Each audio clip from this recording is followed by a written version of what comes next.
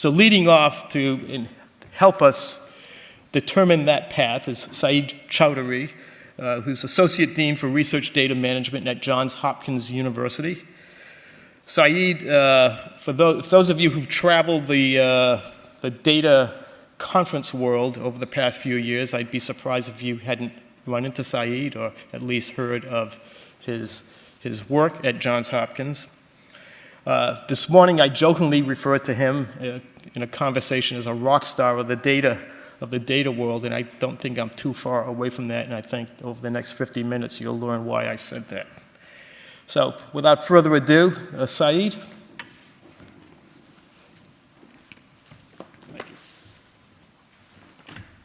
Thank you, Jerry, for inviting me for that very kind introduction. I have to say, being introduced as a rock star is unnerving. Probably more for you than for me. I promise I won't be singing or dancing or anything of that nature. I am going to talk about what I'm calling the research data revolution, and really what do I mean by that. But what I also want to start out by saying is, in addition to Jerry's very kind introduction, I just want to have a couple of slides to give you some more evidence of why I do have something I hope useful to say about this. And I certainly don't think I can determine the path that you as a community take in terms of dealing with primary data, but I hope to maybe give you some things to think about and plant some seeds. I'm the leader of something called the Data Conservancy. It's led by the Sheridan Libraries at Johns Hopkins, which is where I'm based. And it's one of 5 awards made through the National Science Foundation, the US National Science Foundation's DataNet program, which has a goal of building large-scale national or perhaps even global data infrastructure. It's a $10 million award, so it's a fairly large award in the scheme of things. Certainly for a library, that's a very large award. It's part of not only what NSF, but many federal agencies in the United States are coming together through something called the Cyberinfrastructure for the 21st Century program. Is trying to look at what new forms of infrastructure we will need to support the evolving forms of research and teaching and actually various types of activities spanning the government and other sectors of our society. And in many ways, the work that we are doing and that we propose to do through the Data Conservancy is the culmination of over a decade of work that we have been doing with astronomers. So the library at Johns Hopkins was one of the first, maybe even the first, research library in the United States to directly engage a group of researchers and scientists through the Sloan Digital Sky Survey, and then ultimately through something called the Virtual Observatory. So we've had an opportunity for over a decade to handle scientific data firsthand, to learn and to make a lot of mistakes, quite frankly, in terms of how we will preserve those data sets for the long term. And that's really influenced a lot of the work we're doing today. So unlike some other places that may have just started to get into this, we, for various reasons, one of which was just simply luck, Hopkins happens to be a leader in astronomy, and I happened to talk to the leader of that project, and he was receptive about 10 years ago. But we have a long-term track record in this particular area.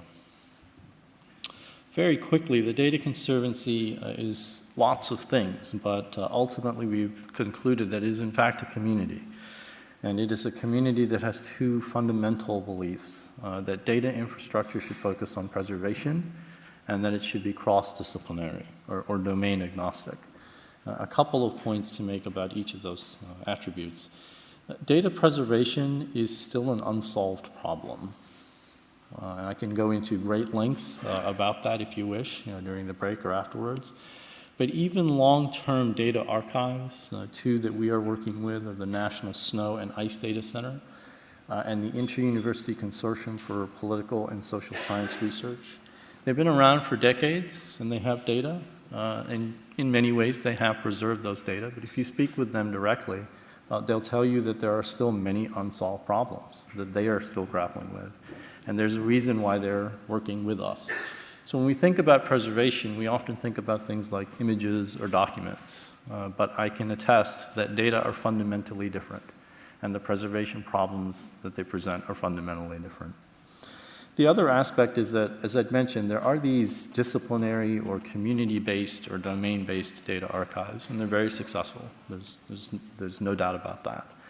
But as we're finding, not only because of the funding patterns, but also because of the types of problems that researchers are more interested in or the types of societal issues we're looking at, it's becoming more important to pool data from different places and use techniques across different kinds of data.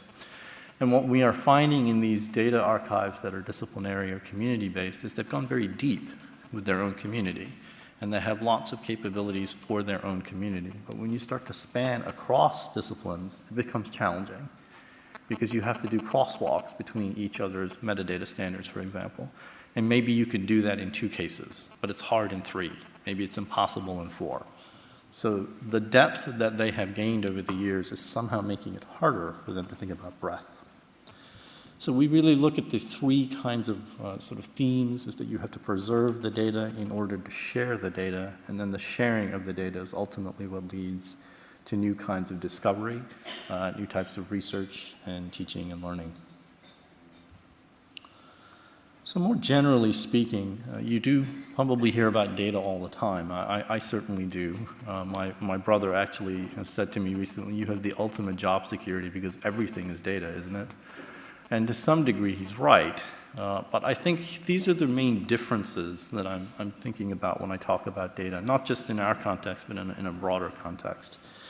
So there's this phrase that gets used a fair amount, and there's a debate about whether it should be data are the new oil, but somebody said data is the new oil, so that's the quote.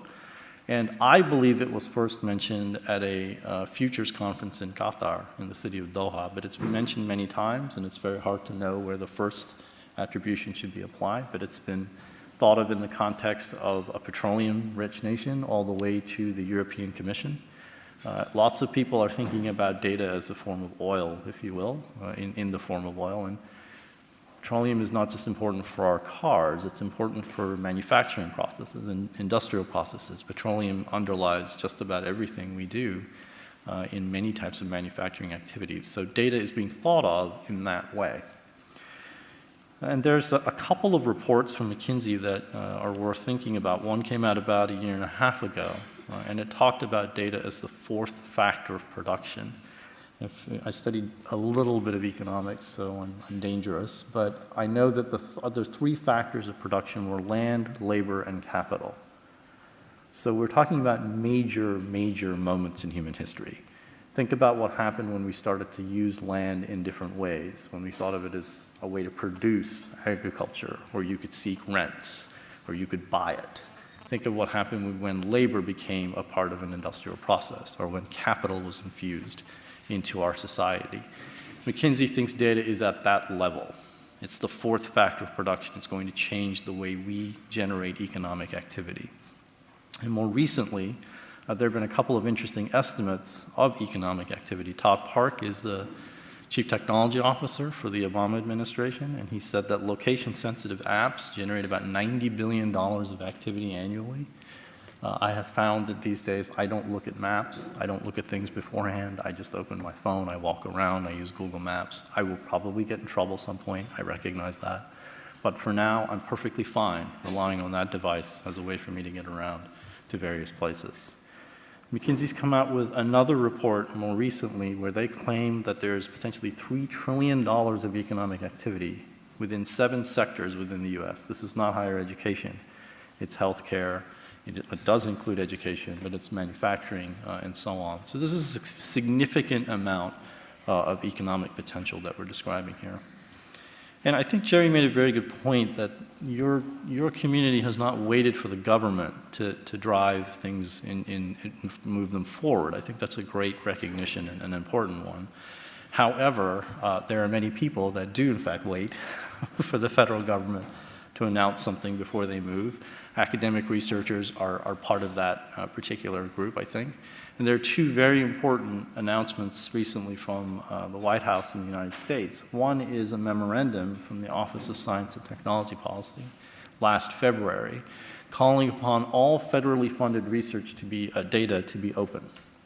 So any agency with a research and development budget over $100 million, which is many agencies, many agencies, is now required to come up with a plan for how they are going to support opening up the data that they fund through their various programs. This has profound implications for universities in the United States. Hopkins is funded almost to the tune of $2 billion a year through federal funding. So you can imagine how much we're thinking about what this might mean to an institution like Johns Hopkins. And the White House itself has announced that any data produced by the federal government directly, not through the funding of other agencies, of other entities, but directly, needs to be open. And not only open, but machine actionable. And that's a very important second attribute. So it's not just that I can get to the data and I can download it and I can do things. It's that I can act on the data with code. I can write algorithms. I can use computers, machines, so on, to act on the data. And I think that's a fundamentally different aspect of data that's important to keep in mind, is the role of machines. And that's something I'll come back to in a couple of slides. So I want to shift gears with all of that context in mind a little bit to the implications, if you will, for libraries and then ultimately for publishers as well. I come from the library community, that's why I bring that perspective, but I hope you'll see that there's actually much more similar than there may be different.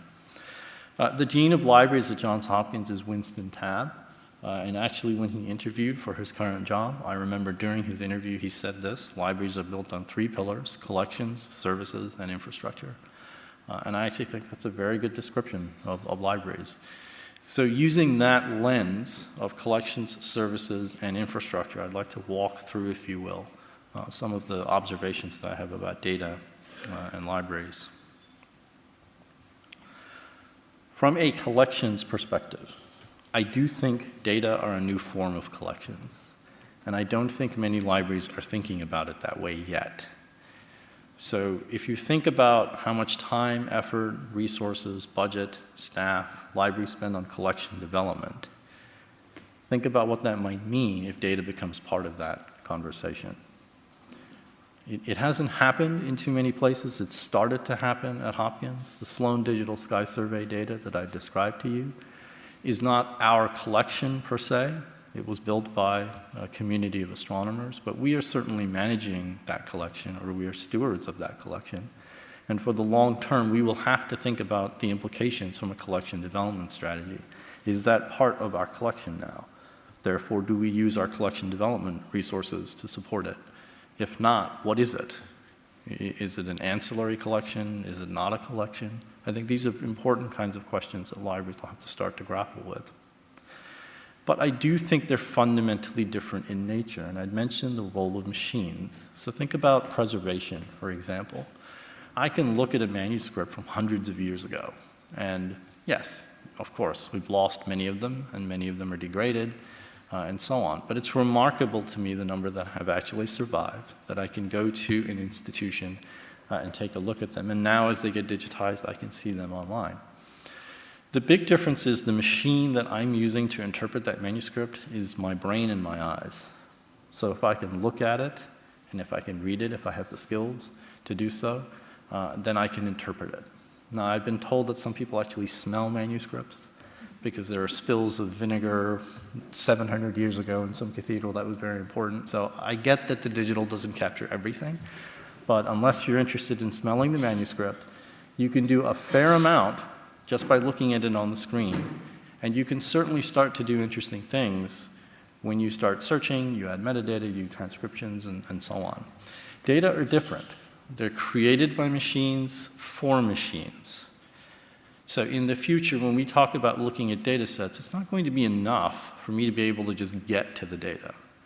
And looking at data isn't necessarily even possible in some cases, and it's not terribly interesting. If you think about the data coming off of a telescope, they're ones and zeros. For the Sloan Digital Sky Survey, I've been told there may be about a dozen people in the world who can actually interpret the raw data coming off the telescope. And it goes through various stages of calibration and processing until it becomes much more accessible to other astronomers and then ultimately the general public. But there's a stage at which, if you don't know how those machines work, you're done. You simply won't be able to deal with the data. So how do you make sure that that continues over time? That's a profoundly different problem from a preservation perspective than we've been dealing with documents. I also think new forms of methods will be required for us to deal with these data. So at the other end of the spectrum from astronomy, we've also been working with medievalists, a French medievalist named Steve Nichols at Johns Hopkins for about, actually even longer than the astronomers, about 16 years. And what's happened over time is as they've started to get more and more access to their content through the web, they're starting to view their content as data as well. So instead of just simply saying, I'd like to look at this and turn it one page at a time, as I would in a physical reading room, Steve came up with an entirely new way of organizing manuscripts from a scholarly perspective. He came up with this scene-based mapping. And the only reason he was able to do that is because we were able to treat it as a data set, not as a set of documents or a set of images. So even a group like the humanists, who you may not think are terribly plugged into data, are starting to see new possibilities and new methods when they recognize that it doesn't have to be simply the same experience, faster, maybe a little bit richer online, but a completely new experience that can take place. And one other point about libraries and humanists, and I understand this is an STM group, but one thing to think about is the relationship you have with your communities. So libraries in many ways are the laboratory for humanists. We have a lot of their primary research materials. In some cases, we may actually know the materials better than they do. I'm not saying we can do better research. I'm just saying we may know the materials better. And for that reason, we have a very special relationship with our humanists. If we start to take the data and become the stewards and managers for them, particularly for the long term, I think it has interesting opportunities for new relationships with scientists and engineers and medical professionals who typically don't think of the library in the same way. If we think of some data sets as special collections, then we can start to think of new relationships built around those special collections. And I think that is equally important in your world as well. Now, I have to have one slide about big data because everybody has to have one slide about big data now. But what I'd like to do is actually maybe challenge all of us to think about it a little differently because, quite frankly, I'm still not 100% sure what people mean when they say big data. I can tell you that the Sloan Digital Sky Survey data set and data collection is about 145 terabytes. That's a very large collection for my library, particularly since we have 2 copies for preservation reasons. But that doesn't really tell you anything in a general sense. The term is used a great deal. Most of the time, the definitions relate on what are called the V's, the volume, the velocity, meaning how quickly they're created, the variety, meaning that they're very heterogeneous, viscosity, how quickly they can flow or not flow. And I think all of those are fine. And they're perfectly valid and they're perfectly appropriate. But they're all very data-centric. They're trying to characterize the data themselves. What are the attributes of the data? I actually think it's much more important for us to think about methods rather than the V's. So let's think about M's. And what I actually mean by that is, to me, data becomes big when it overwhelms the community's ability to deal with it. And that may seem like a very simple definition, but it's actually a very useful one in some ways. So for the astronomers, today, the Sloan Digital Sky Survey actually isn't big. They have figured out how to deal with it. They came up with new database techniques, they came up with new algorithms, they came up with new processing. They can mine it, they can use it, and it's wonderful. But the newest astronomy projects that are being proposed are much bigger, quote unquote bigger. And what do I mean by that? They're big enough that when they take the data from any particular run, they have to sift through it immediately and throw the rest of it away so they can do another run. It has exceeded their ability to deal with the data in a constructive kind of systematic way. And this will continue to happen with all disciplines. As they reach a certain threshold, they'll push beyond that. And let's say, great, we can even do more. And we'll figure out, as time goes on, how to get better about this. We'll get better at the sifting, we'll get better at the analysis, we'll get better at throwing it away, at what we throw away, and so on. There's always this cusp that overwhelms a community from a method perspective. And for a medievalist, it's a much smaller amount of data in an absolute sense. I get that. But if it overwhelms his community's ability to deal with it, it's big to them.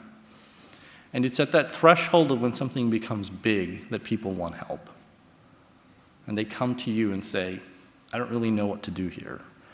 And what I'd like to propose is that the kinds of services we develop from our perspective, preservation, cross-disciplinary searching, so on, need to be pushed further upstream. Preserving the Sloan Digital Sky Survey data set after the project is over is a very challenging task, trust me. It would have been much better if we could have gotten involved earlier in the process and said, if you simply add these metadata, if you simply do the following things, it will make the long-term preservation much simpler. Or it'll make it easier for us to visualize it, or it'll make it easier for us to discover it, and so on. You need to think about how we're going to push a lot of these services further upstream in the data acquisition pipeline.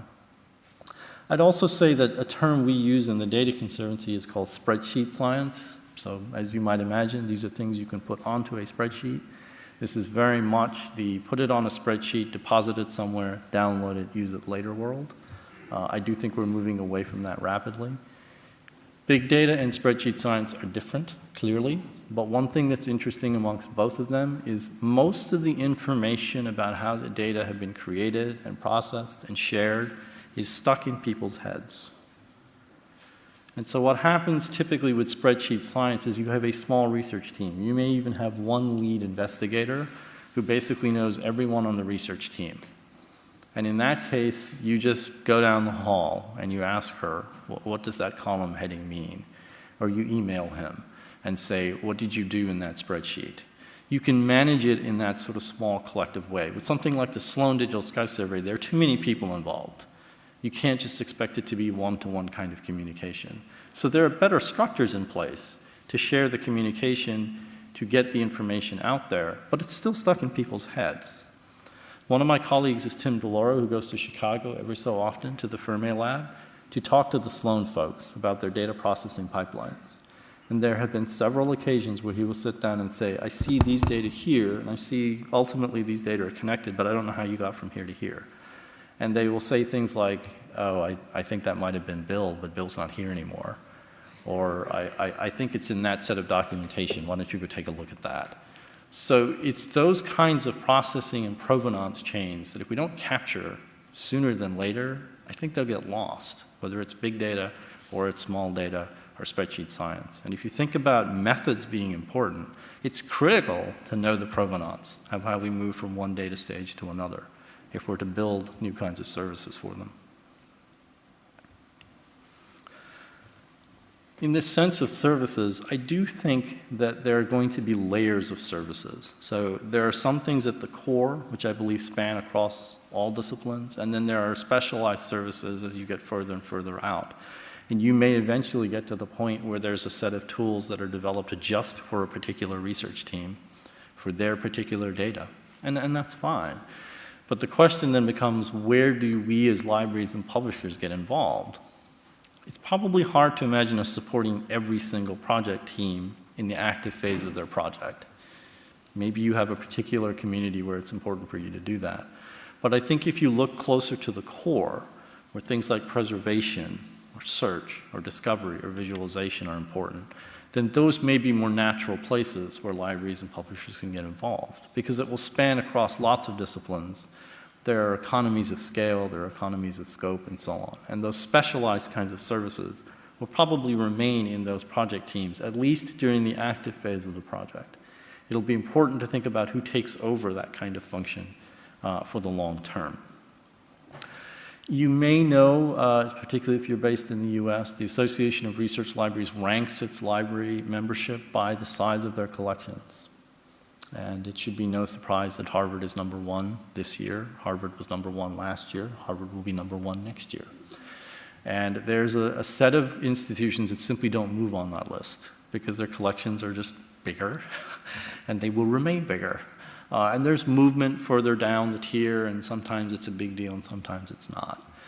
I actually think all of that is going to be irrelevant.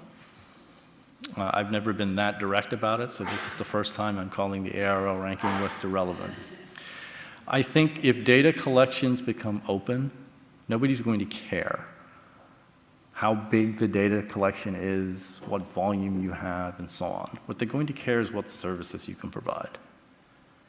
Now, I will say that if you have local copies of the data, there may be some advantages there. So as fast as our networks get, we will still find it hard to push data across them. There will always be a certain volume or size of data that will be hard to push across the network. And therefore, it will be hard to run services remotely across the network.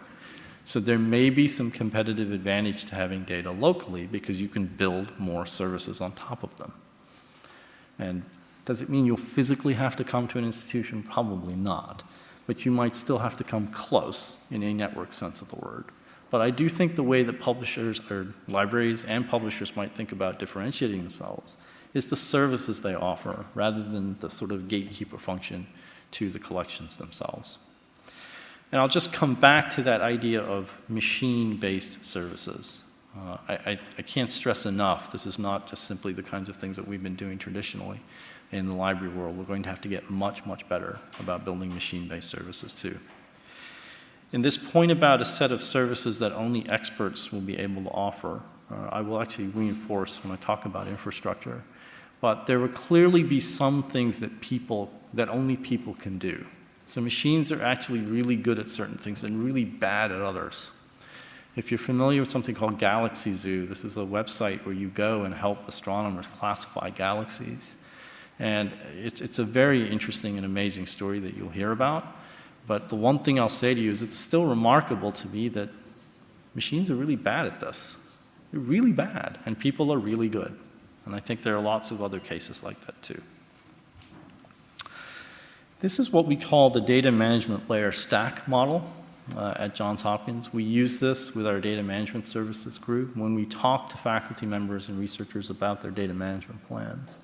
You may be familiar that the National Science Foundation and now many other federal agencies require principal investigators to submit a data management plan along with their proposal. And what we found is that a lot of the researchers use terms like storage and preservation interchangeably, and I would say incorrectly. So what we've tried to do is come up with this hierarchical view of storage, archiving, preservation, and curation. And by hierarchical, I simply mean that in order to do the archiving, you have to get the storage right. In order to do the preservation, you have to get the archiving right, and so on. But storage is really about bits on tape, disk, cloud, you name it, with backup and restore. Archiving is about data protection, so identifiers, fixity information. Preservation is about being able to preserve enough of the integrity and the context so that I can use the data in a future date without contacting the original data producer. That last part is the underlying part. If you have to keep emailing me or finding me to understand the data, then we haven't preserved it. What you've done is preserved my importance in terms of keeping that data legacy around. And don't get me wrong, I understand for many people that's important. But if we're to move from an idiosyncratic to a more systematic universe, we need to be able to get away from the original data producer. The provenance chain can begin with them. Let's hope it doesn't end with them. And by curation, what I simply mean are those kinds of value-added services that are unanticipated. So the original research team came along and said, here are these interesting data we want to produce or acquire or simulate, and here are the interesting things we wish to do with it. And that's wonderful. That's the essence of research. But if another research team comes along and says, we also have an interesting use for your data using a different kind of tool or different kind of technique, then that's data that has to be curated, because the original team probably isn't going to do that. We found that this kind of model is very useful to engage the researchers, not to drive them in any particular direction, but to give them a sense of understanding the implications. You may not want to preserve your data, and that's fine, but you should be aware that if your funding agency comes back and says, we have a proposal that asks for the same kind of data. We'd like you to produce yours for this research team so that we can evaluate whether it's really that different or not. You can either do that yourself, or you can go to somebody else who has been taking care of that problem for you. So it's that kind of conversation that I think we can generate. So let me move to that third pillar of infrastructure. And before I talk about infrastructure in this context, I want to point you to a report that you can see the title right there. It's from a workshop that the National Science Foundation in the US sponsored in 2006. and the report came out in January of 2007. My understanding is it was very influential in the development of the DataNet program, the one that funds the Data Conservancy and 4 other awards. And what I really like about this is it's a historical examination of how successful infrastructure development took place throughout the world, not only within the US. And in cases where it wasn't successful, what were some of the factors that were important? Key takeaway points: social dimensions, in addition to technological ones, are just as important, maybe even more important. What you find in a lot of historical infrastructure development is regional systems come together because people have a need. They have some compelling problem they want to solve, so they create some regional kind of approach. The national, the global infrastructure happens only when those have matured to a certain point, and only when those communities are ready to work together. In the US, we had regional railroad systems. I live in Baltimore. There used to be the Baltimore and Ohio Railroad System. There was the Pacific Railroad System. There were regional railroads.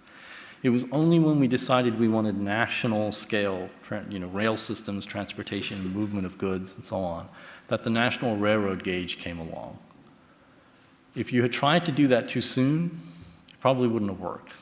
And if you didn't adopt it, you're probably not in business anymore. So there's a key moment where the regional can come together into the national or the global. And I think that's something we'll have to track as a community. So in some sense, astronomers will tell you, well, we have a data community. We have the virtual observatory. We know how to share the data. We know how to analyze the data and so on. There are two things that I would say. They haven't thought about the preservation explicitly, and they haven't explicitly thought about how other people would use astronomy data. So things like identifiers can become railroad gauges, if you will. And I think as communities, we need to think about where do we see communities coming together to be ready to say, yes, you ought to use this common identifier scheme instead of your own, or map it from your identifier scheme to something else. So in this context, I absolutely believe we are going to need new forms of infrastructure. I don't think there's any question about that. If you're familiar with institutional repositories, I think it's fair to say they were built for documents. They were designed with documents in mind. And that may be perfectly fine as a gateway. It may be a very good place to put the spreadsheet science types of data. But you're not putting the Sloan Digital Sky Survey into an institutional repository. That isn't going to happen. And an institutional repository isn't going to track provenance in the way that I think is necessary. So we have a lot of document-based systems that have been developed, and they can play a role, and it's a much larger, broader ecosystem in many ways. But I absolutely believe we're going to need new kinds of infrastructure for data. And we're starting to see those happen, but I think there's a lot more work that needs to take place. There's a question of scale, and a couple of things I want to talk about in terms of this response, and as strange as it sounds, this was inspired by a purchase that I made recently. So a friend of mine told me that she wanted to buy a pair of boots, and she has this website where she basically buys them, Zappos.com. So I bought her a gift certificate for Zappos.com. The next time I went to a website, not Zappos, there was an ad for women's boots on the side. I thought, well, that's interesting. And I go to another website. There's still an ad for women's boots. And I'm thinking, okay, I get it. I purchased one thing from Zappos, and now you've caught that, I like women's boots. Actually, I don't like women's boots. My friend likes women's boots. So after a few more purchases, a few more websites, it disappeared. But for a while, somebody, somewhere, thought I really like women's boots. And I kept getting ads for women's boots. Now, this is a case where a machine is being very stupid. It's basically just saying, look, he made one purchase for a gift certificate on women's boots. He must love women's boots. But it corrected itself fairly quickly.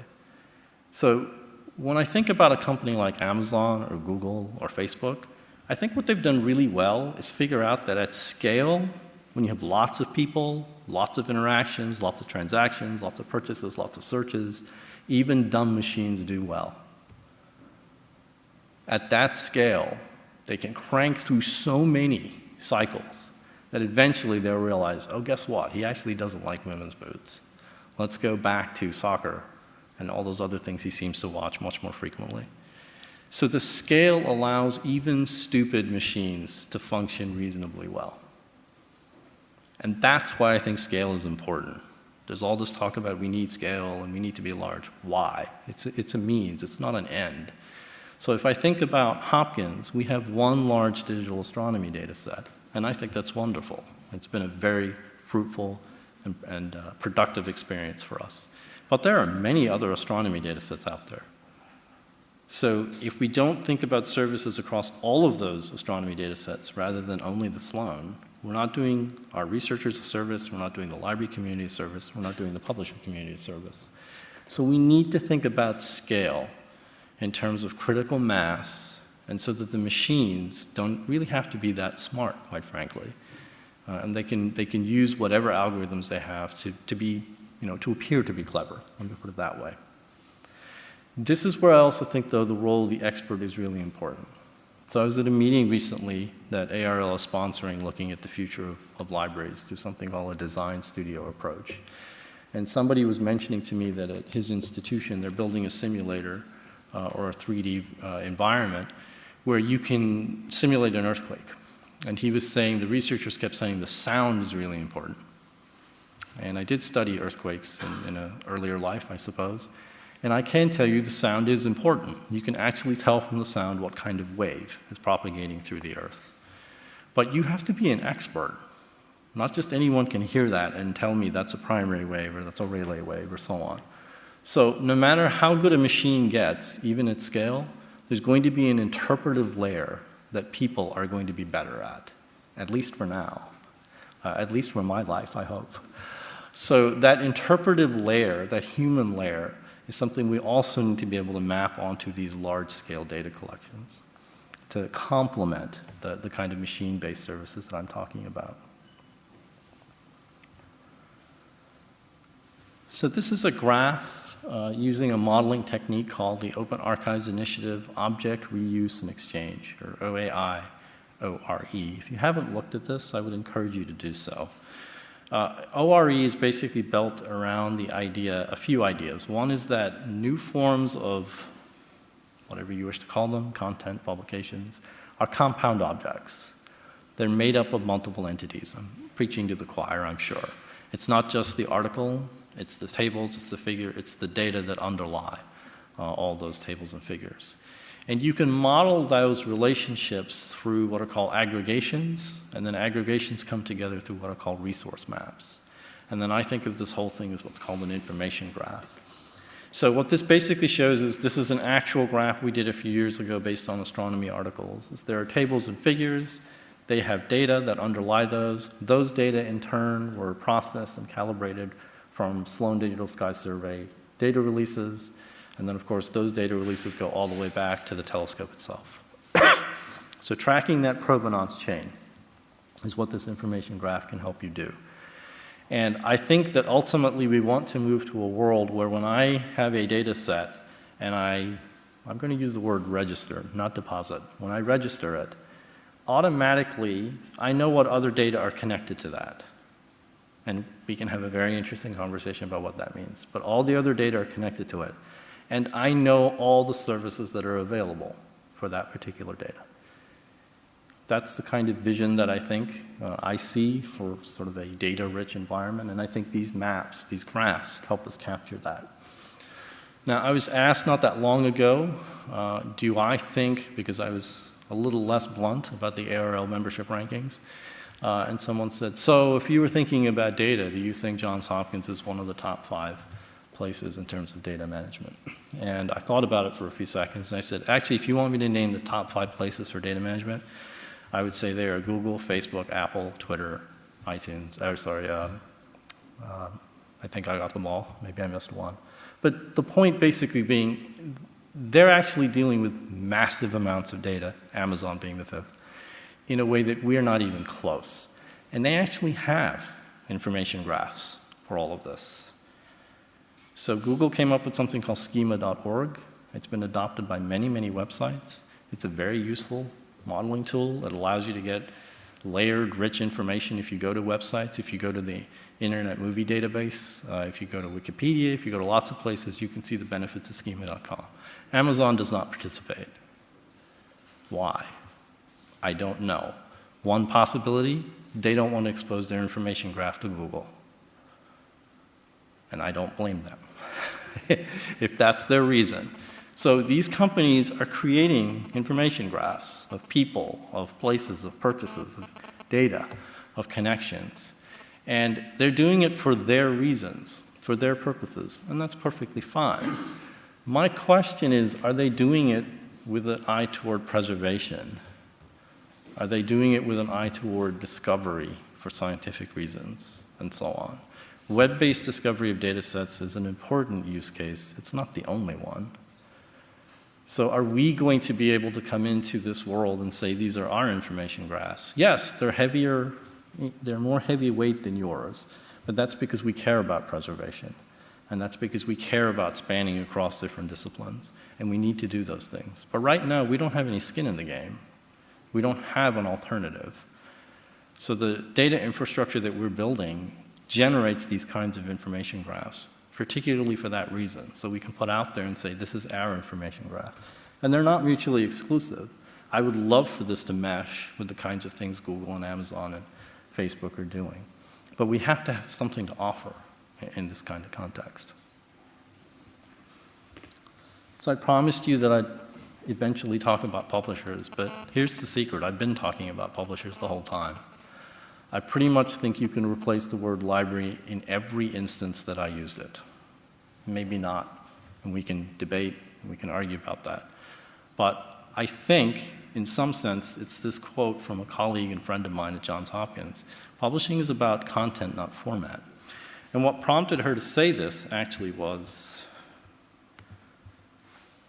oops, I didn't mean to show you that beautiful little nature scene. This is an article that came out in Nature about a visualization wall that we built at Hopkins. It's right here. It's a gesture-based wall, meaning that I use hand motions with a Microsoft Connect to manipulate the data, to move the data around, to see it in different ways. And I was showing her this, and I said, you know, I don't know what to call this. And she said, it's a publishing platform. I said, it's not a publishing platform. She said, yes, it is. Publishing is about content. It's not about format. And is this a data collection? Is it a set of services? Is it infrastructure? Yes, I don't know. My point is this visualization wall, in some sense, encapsulates a lot of the blurring of boundaries that are taking place right now. And I think in a fundamental sense,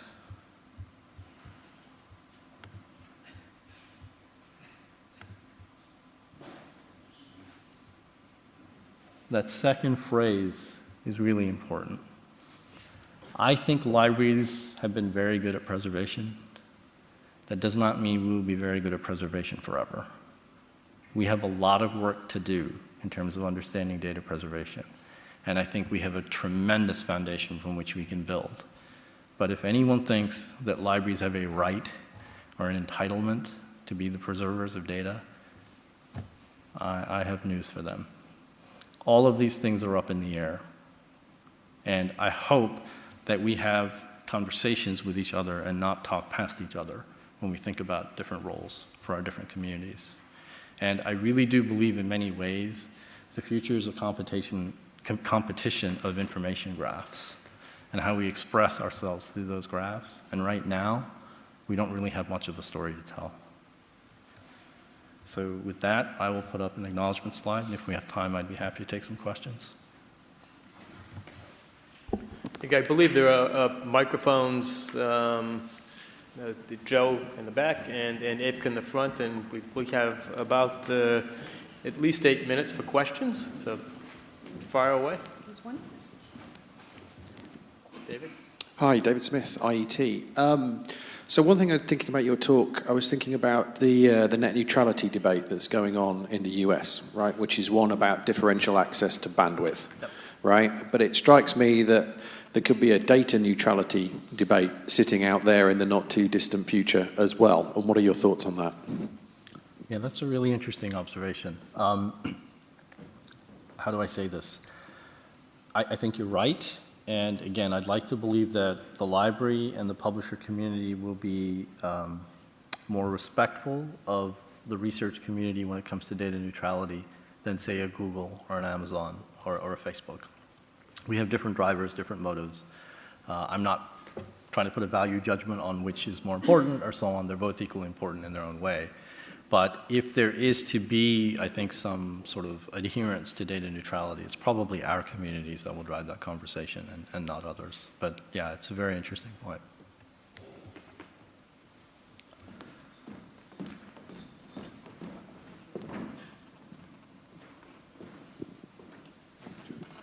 Anthony Watkins and Cyber Research.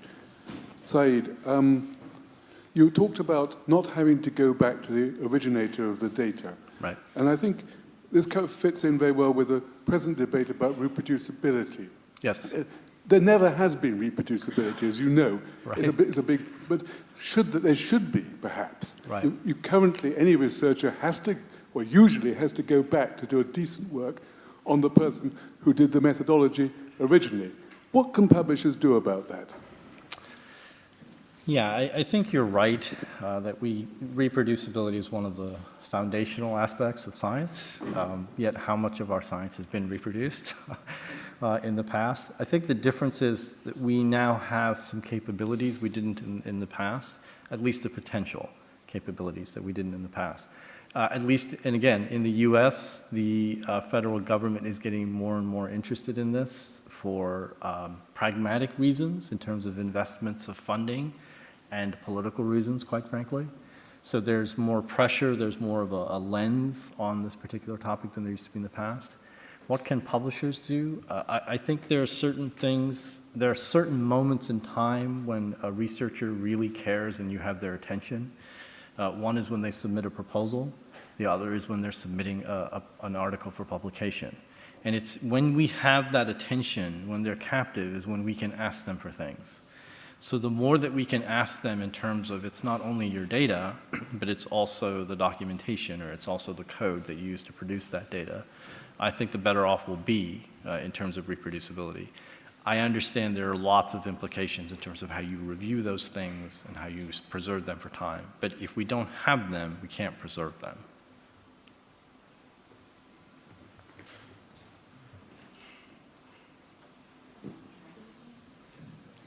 I'll misuse the power over the microphone for a question from here. Oh, sorry.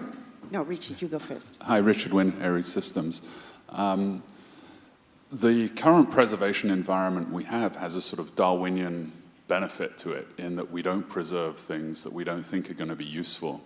And underlying your presentation and many presentations I've seen on big data is the assumption that we just keep everything. And it seems to me that we're missing that filter. Right. And if you could just comment on that. Sure. Yeah, well, first, I apologize because if I did lead you to believe I'm saying we should keep everything, that's quite far from the truth, actually. I've had lots of interesting conversations with our astronomers about selection criteria, deaccessioning, and so on. Just to give you a little bit of, I think, interesting context from that, we said to them that what if we are preserving the Sloan data and 5, 10, 15, 20, 50 years pass and nobody uses the particular data? Can we deaccession it? And what he said was, I see where you're going, but imagine this scenario. In 50 years, a supernova occurs in the night sky. And astronomers in that day say, oh, we know Johns Hopkins has been preserving the Sloan data, so let's go look at it from 50 years ago. And we managed to decide that wasn't relevant anymore. So I had two reactions. One is in 50 years, I won't care because I'll be dead or senile or whatever the case may be. The other is that we have to be business-like about those decisions, if I can use that term. So we may sit down in 30 years and say we are going to deaccession these portions of the Sloan data for cost reasons, for practical reasons, for technology reasons, a whole host of reasons. We just need to be clear about why we're doing that so that in future generations see, they don't think, oh, they did it randomly, they did it arbitrarily, they got lazy. It has to be clearly laid out, it has to be clearly explained. The other thing I'll say is that, I don't think it's a secret, every library loses books. We lose things all the time. I think we need to get over this mindset that we can't lose any of the data. We will, and I'd like to believe we can be strategic and businesslike about it.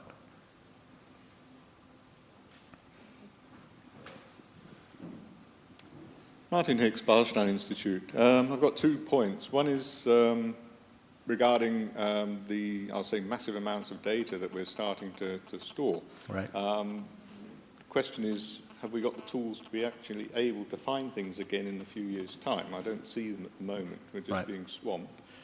And the other area is to do with the data quality that was touched on in terms of reproducibility. Right. It's one thing to be sort of comparing with, I'll say, Amazon or Facebook, where they're storing actual data points which are being generated through machines somewhere or other. Right. A lot of lab science works still differently, and there's the human component which is in there. And I can remember, I think it was Amgen carried out a survey of trying to reproduce the results of research papers a few months ago, and a lot were not reproducible. Right. And so if we're storing more and more and more of what I call questionable data, things will not get better. Yeah. Yeah, so if I understood correctly, there are 2 parts. One is about the tools. How do we make sure that we still have the tools to understand and use the data in the future? And the other is about data quality, and particularly tied to reproducibility. There's a connection between the 2, of course. In many ways, I talked about those services being very specific to project teams. It's a really difficult problem right now. If you're using a set of customized tools and services, how do you bring that into a much larger context where a library or a publisher or some professional society can take that support for the long term? There are not a lot of very successful examples that we can point to. So I think, again, it comes back to trying to get to these researchers at the point of the data creation or acquisition or generation or simulation, and thinking at that time about, okay, you're going to build this really wonderful custom-based tool, and yes, I know your graduate student will be there forever and take care of it for you, but is there some other systematic way in which we can get access to those tools, get access to the documentation sooner than later? I have a very serious concern, though, about scale, because I know more about astronomy than I ever imagined I would. My colleague Tim DeLauro knows even more about astronomy than I do. We cannot become professional astronomers, yet we have had to dive very deeply into this particular domain, learn its tools, learn its search syntax, and so on. That doesn't scale. So how we're going to do that across lots of different communities, I don't know. But we at least have some guidelines or insights into types of questions you would ask, types of things you would say to the researchers. In terms of data quality and reproducibility, I know this might sound like I'm evading your question, or maybe it's a negative response, but let's start with our current set of assumptions. We are assuming that things that get published have passed some data quality metric measure. Let's start with that. So when I publish a paper and I'm citing data in it, let's start with those data sets. And let's at least try to see if those data actually do match up to what the paper is asserting and so on. How far you can go further down the provenance chain, I don't know. The reason I understand it's somewhat evasive is, as you point out, we're already starting to see cases where things have been published and you can't reproduce the data. But I'd also say that that's actually a healthy development. Maybe it will start this conversation in a more meaningful way.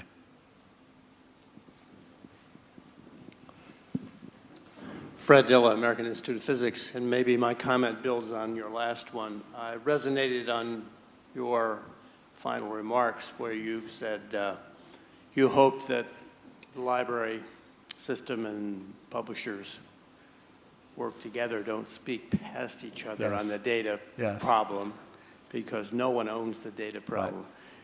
Now, on past issues like open access, the library community, the publishing community occasionally talk past each other. Right. So I hope you see an opportunity for the 2 communities to work together here, and I want to ask you, do you see very specific examples, and maybe you just mentioned one, the publishing and the library community have worked together in establishing metadata for publishing, the cross-ref standards, for example. And there are opportunities for taking what you called spreadsheet science and at least start with the very top of the data triangle and get that managed, hierarchical, persistent identifiers and dealt with with methodologies that we already have? Do you see other things that we should be working on together that we can start with? Right. Yeah, I do think the connection between a publication and data that may be sitting in an institutional repository, for example, is a, quote, obvious place to start. Because there are already pieces of content, pieces of infrastructure, identifiers and so on, metadata you talked about, that need to span across both of those. So I think that's an obvious and a good place to start. And the more we can do that, the better. I think other places to look, though, are not necessarily driven by the current state of the art or the current environment, but sort of future prospects, right? So in some sense, the libraries have a lot of expertise, or maybe the principles that libraries have used to preserve content are still valid, but the practices are very different. So one very controversial thought, but I think a useful one, is, okay, maybe publishers should get involved in preserving data. Not all data, not every kind of data, not for every discipline, but are there certain cases where it makes sense for the library community to just move away from this default sacrosanct assumption that only we can preserve data? If you can move away from that mindset, then you have the reality, you can accept the reality that right now, libraries are not preserving a lot of data. And if we don't get involved and get other people involved, I'm worried that we just won't do this very well, and we'll have a so-called digital dark age. So a lot of it is really just unlearning what you've learned, that the library is the only place that can preserve things, or the publisher is the only place that can publish things, and so on. And getting away from that mindset of, it's by my role. It's not by the functions that I can provide, but it's by my role. So I think we just need to loosen those up and then maybe start to have a conversation where it would be really interesting to see a publisher step forward and say, we're going to build a data repository. We want it to play nicely with the data repository you're building in Hopkins. One last question. Ken? Yeah. Hi, Kent Anderson, JBJS. It seems like one of the issues that's behind all of the data aggregation is methodology. A lot of data gets thrown off by studies that have poor methodologies. Yep. And how much of an obligation do you feel that people pursuing the data preservation and data integrity aspect have to also create methodological standards so that we don't have garbage in, garbage out in data preservation? Right. Very complex question. What I can tell you is that right now at Hopkins for the Data Management Services Group, the agreements we have in place are to preserve what the researchers did, not to try and assess the quality of what they tried to do. For many reasons, one of which is we don't have the expertise, quite frankly. So it's really much more preservation about what actually happened rather than what may be asserted. And in no way am I implying that those are not in alignment, but in cases where they may not be, our current approach is that we're not the ones to look at that. I actually think that may be more of a role for a scholarly society, where you have experts, the people who, I don't review proposals, scientific proposals from an intellectual perspective, but I can review the data management plan. That's the kind of approach we're taking for now. Well, thank you, Sayeed. Thank you.